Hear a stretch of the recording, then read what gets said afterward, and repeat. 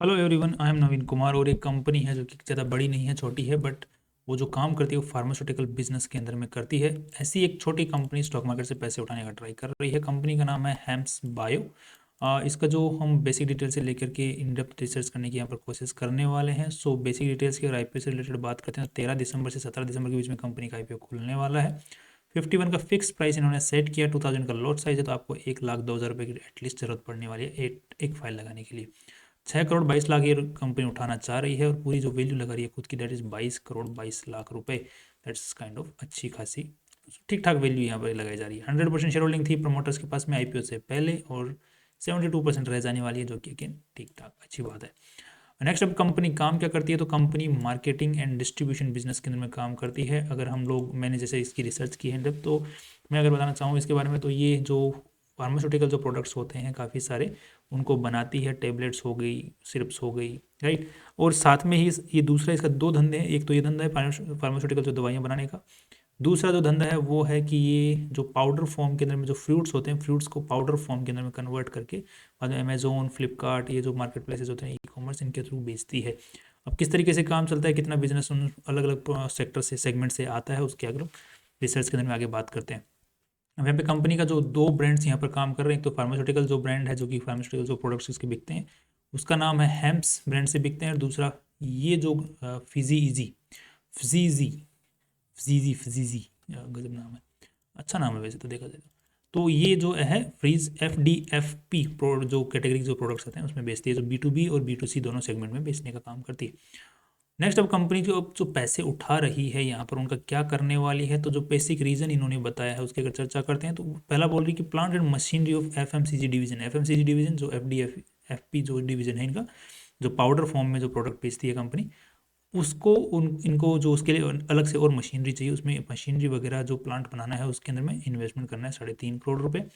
बाकी जो जो अवेयरनेस है ब्रांड की, जो एडवर्टाइजमेंट करना है कंपनी को, उसके लिए 50 लाख रुपए की जरूरत है। और बाकी 1.5 करोड़ रुपया जनरल कॉर्पोरेट पर्पस जो IPO लेके आने में और जो बाकी नॉर्मल खर्चा होता है कंपनी में, उसके लिए पैसों की ज़रूरत है।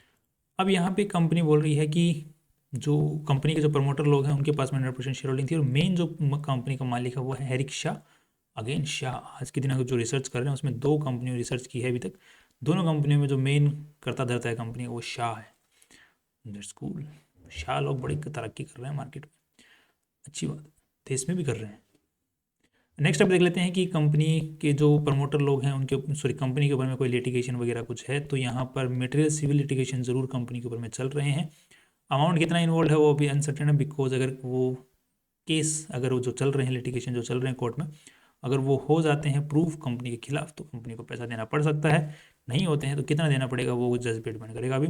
और जो लिटिगेशंस हैं वो किस चीज़ के ऊपर से रिलेटेड है, तो कंपनी बोली कि ये जो नाम यूज़ किए हैं प्रोडक्ट बेचने के अंदर में, सेफेक्स, ग्लाइकोसेफ और ये जो ब्रोमेनेक्स्ट, तो ये जो नाम है ये दूसरी कंपनी द्वारा रजिस्टर्ड है। जैसे यहाँ पे इनका लेबोरेटरीज का नाम है, तो इसका ये पर्टिकुलर प्रोडक्ट है जो कि इस कंपनी ने यूज़ किया है तो इन्होंने केस डाल दिया। इसी तरीके से सेफेक्स वर्ड यूज़ किया तो इसके लिए फिर एक केस डाल दिया। लुपिन वालों ने ग्लाइकोसेफ नाम यूज़ करने की वजह से इन्होंने केस डाल रखा है। तो ये जो केसेस हैं, ये नाम जो यूज़ करें दूसरी कंपनियों के रजिस्टर्ड नाम को यूज़ करने की वजह से इन पे केस लगे हुए हैं। अब इस टाइप के केसेस के अंदर में कई बार पैसा ज़्यादा इन्वॉल्व हो जाता है, कई बार कम में ही काम चल जाता है, वो डिपेंड देखने वाली बात होगी। तो काइंड ऑफ ये जो प्रैक्टिस है जो दूसरी कंपनियों के ब्रांड्स को यूज़ करके कि अपना माल बेचने की, ये अच्छी प्रैक्टिस तो नहीं है, सीधी सी बात है, ये काफ़ी ख़राब चीज़ है। अगर जो कंपनी अपने बारे में बहुत ज़्यादा लंबा सोचती है, बड़े विजन को लेकर चलती है, वो इस टाइप के काम नहीं करती है। नेक्स्ट, अब कंपनी की जो शुरुआत हुई 2007 में हुई है, उसके बाद 2017 में इन्होंने जो अपना FDFP जो प्रोडक्ट वाला जो डिवीज़न है, पाउडर फॉर्म में जो फ्रूट्स हैं उनके पाउडर फॉर्म में प्रोडक्ट बेचने वाला, FMCG से कैटेगरी के अंदर में, तो वो 2017 में चालू किया। 2023 में इन्होंने अपने आप को पब्लिक लिमिटेड में कन्वर्ट कर लिया। ये हेरिक शाह जो कंपनी के मेन कर्ता धर्ता हैं उनकी डिटेल्स यहाँ पर दी हुई हैं। एंड यहाँ पर कंपनी के जो प्रॉपर्टीज़ हैं, तो जो प्रॉपर्टीज़ कंपनी के काम में आ रही हैं वो लीज पर है, और जो कि ये जो बड़ी वाली प्रॉपर्टी है, जो कंपनी का एक मैन्युफैक्चरिंग प्लांट भी है जहाँ पर वो 99 साल के लिए कंपनी ने लीज पर ले रखा है। बाकी ये छोटी वाली प्रोडक्ट भी जो प्रॉपर्टी है ये भी लीज पे ले रखी है, 20,000 रुपये महीना। ये 15,000 रुपये महीना कंपनी के पास में खुद की प्रॉपर्टी है जो कि कंपनी ने लीज पर दे रखी है, रेंट पे किसी और को दे रखी है। तो खुद की प्रॉपर्टी दूसरों को दे रखी है और दूसरों की प्रॉपर्टी खुद काम में ले रही है, रेंट पे लेके। ठीक है। नेक्स्ट अब कंपनी के पास में जो लोग हैं जो काम कर रहे हैं आज के दिन 78 लोग काम कर रहे हैं प्रोडक्शन लाइन के अंदर में, और सेल्स के अंदर में ज़्यादा लोग काम कर रहे हैं, बिकॉज इस टाइप के जो प्रोडक्ट्स होते हैं उनके लिए सेल्स टीम जो बहुत अच्छी चाहिए होती है, तो अच्छी सेल्स टीम है इनके पास में। नेक्स्ट कंपनी के पास में जो इंस्टॉल्ड कैपेसिटी है आज के दिन वो है 180 मीट्रिक टन्स की, जिसका अगर हम लोग 2000 पिछले साल के मुकाबले देखते हैं तो 77% कैपेसिटी के ऊपर में काम कर रही है। और इस साल जो है कंपनी ने पूरे 7-8 महीनों के अंदर में 66% कैपेसिटी पे पहुंच चुकी है ऑलरेडी। दैट्स अच्छी खासी कैपेसिटी कंपनी यूटिलाइज कर रही है, इसीलिए कंपनी बोल रही है कि हमें और मशीनरी की ज़रूरत है, बिकॉज हमारा माल बहुत बिक रहा है। नाइस। ये कंपनी के कुछ अंदर की लेबोरेटरी वगैरह की कुछ फ़ोटोज़ हैं आपके सामने, फैक्ट्री, ये company manufacturing unit and all this, right. अब कंपनी के बारे में ये जो कंपनी एफएमसीजी जो प्रोडक्ट बेचती है एफडीएफपी, उसके अंदर में जैसे ये सबसे ज़्यादा जो प्रोडक्ट बिकते हैं वो बिकता है फ्रीज ड्राइड स्ट्रॉबेरी का जो पाउडर होता है वो सबसे ज़्यादा बिकता है। जो मैंगो का पाउडर होता है वो भी बहुत बिकता है, पाइनएप्पल का बहुत बिकता है, बनाना का बहुत बिकता है, और ब्लैक जामुन का बहुत बिकता है। तो यहाँ पर जो सबसे ज़्यादा बिक रहा है वो स्ट्रॉबेरी से बिक रहा है, और उससे जो पिछले साल रेवेन्यू आया हुआ है 55 लाख रुपए, और मैंगो वाले से 34 लाख रुपए, फिर 15 लाख रुपए, फिर 8 लाख रुपए। ये पाउडर फॉर्म में है और इस टाइप के पाउचेज में ये बिकता है। जूम करके दिखा देता हूँ आपको, अगर आपको फ्लिपकार्ट अमेजोन वगैरह पर चेक करोगे तो आपको देखने को मिल जाएगा।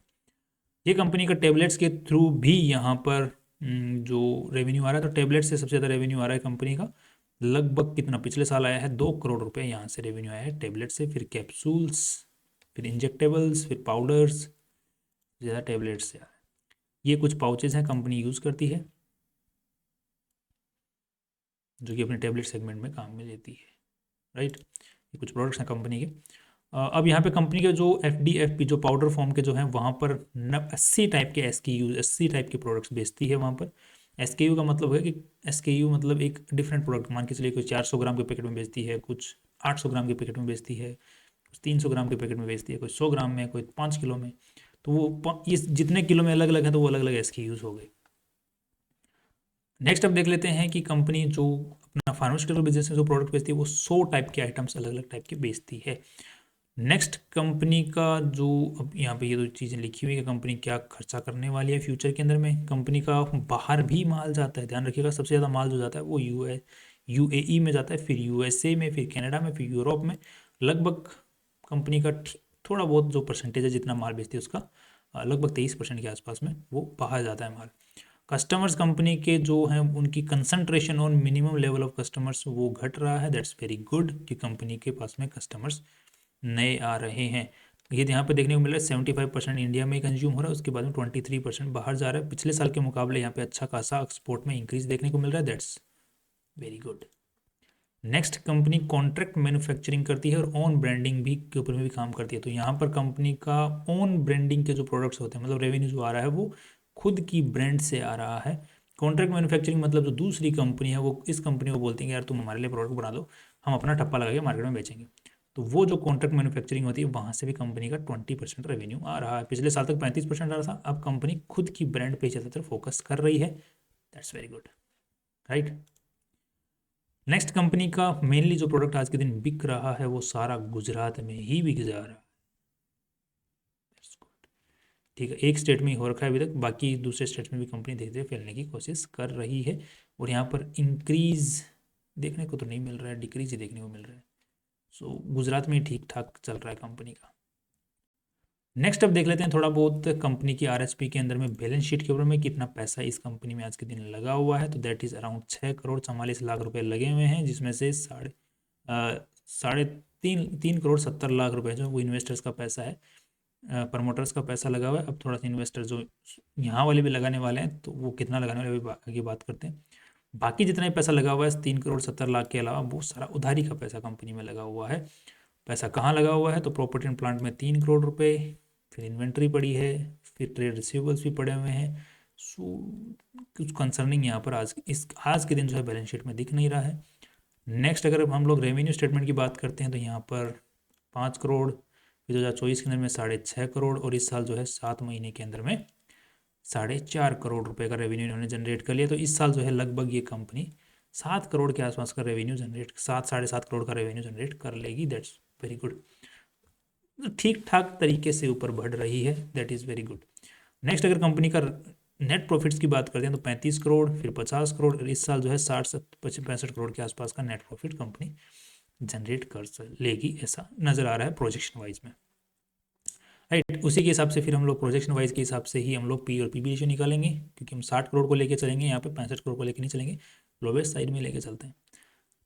नेक्स्ट अगर हम लोग कैश फ्लो स्टेटमेंट की बात करते हैं तो cash flow statement is also kind of fine. पिछले साल जो है 1.5 करोड़ रुपए प्लस में था, इस पिछले साल 30 लाख रुपए नेगेटिव में, और इस साल 75 लाख रुपए पॉजिटिव में। That's again kind of good. अगर हम लोग कंपनी के अंदर में एक चीज़ और देखना भूल गए हैं तो वो भी एक बार देख लेते हैं, कई भाइयों के सवाल रह जाते हैं। कंपनी का जो लोन है वो बढ़ रहा है, यस कंपनी का लोन बढ़ रहा है क्योंकि कंपनी नई फैक्ट्री सेटअप के ऊपर में ध्यान दे रही है। तो उम्मीद है कि कंपनी को और लोन लेने की ज़रूरत नहीं पड़ेगी, फिर फैक्ट्री सेटअप का जो पैसा है वो तो इन्वेस्टर्स दे ही रहे हैं। तो लेट्स होप फॉर गुड। सो अब पूरा ओवरऑल जो सिनेरियो बन रहा है, अब इसको लिस्ट, इस कंपनी को दूसरी कंपनी के साथ में कंपेयर करने के लिए हमारे पास में दूसरी कंपनी ने जो इसी दोनों टाइप के सेगमेंट में काम करती हो, तो हम लोग इसको इंडिविजुअली लेके चलने वाले हैं। अगर बाकी फार्मास्यूटिकल बिजनेस के साथ में अगर इसको कंपेयर करके चलते भी हैं तो काइंड ऑफ थोड़ा सा वो हो जाएगी, नाइंसाफ़ी हो जाएगी इस कंपनी के साथ में। तो हम अगर 60 लाख रुपीज़ अगर नेट प्रॉफिट, ये जो प्रॉफिट निकाल रही है, तो इन्होंने अपनी जो वैल्यू लगाई है वो 22 करोड़ की लगाई है, तो डिवाइडेड बाय 0.6, तो पी रेशियो निकल के आ रहा है 36 का। और यहाँ पर पी बी रेशियो का अगर हम लोग बात करते हैं, यहाँ पर ये पैसा उठा रही है 6 करोड़ रुपए, एंड नेटवर्थ है इनकी 3 करोड़ रुपए की, सो 9 करोड़ रुपए, बाकी हम खर्चा मान लेते हैं 9-18, तो 2.5 के आसपास का पी बी रेशियो निकल के आ रहा है। सो 37 का पी रेशियो और 2.5 का पी बी रेशियो। जिस सेगमेंट में कंपनी काम कर रही है, जिस टाइप की ग्रोथ देखने को मिल रही है, इस वक्त जो मार्केट का हाल है उसको देखते हुए मुझे लग रहा है कि कंपनी फ्यूचर में अच्छा कर सकती है। और जिस तरीके से कंपनी का जो एक्सपोर्ट बढ़ रहा है यूएई, यूएसए, वहाँ पर अच्छी डिमांड इसके एफएमसीजी वाले प्रोडक्ट की जो है बढ़ रही है। That's again kind of good thing, great thing. So I am hopeful, I'm hopefully positive on this company and in the long run and short run both। और इस कंपनी को जो लीड मैनेजर लेके आए हैं उनका नाम है मारवाड़ी चंद्राना इंटरमीडिएट ब्रोकर्स। इनका अगर हम लोग पास्ट परफॉर्मेंस को अगर चेक करते हैं तो यहाँ पर आई थिंक ये पहले अपना आईपीओ लेके आए हैं, एंड इनके बारे में मैं थोड़ा सा रिसर्च करने की कोशिश की थी। ये मारवाड़ी चंद्राना, तो ये एक ग्रुप है, इसकी अगर आप वेबसाइट आप चेक करना चाहें तो चेक कर सकते हैं। इनके पास में दूसरी अलग अलग टाइप की कंपनीज़ को ये काम करते हैं, इनकी यूनिवर्सिटी भी देखने को मिल रही है। So think they have done a great job.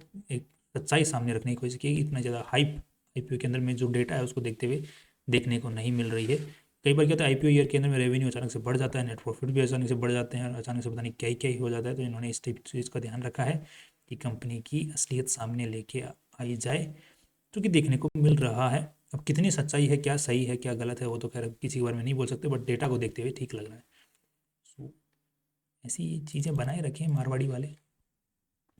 That's all from my side. बाकी आप कोई भी डिसीजन लें, पॉजिटिव नेगेटिव, कंपनी के बारे में अपना डिसीजन खुद बनाएं, फाइनेंशियल एडवाइजर से पूछें। बाकी कल मिलते हैं फिर से, सी यू टुमारो।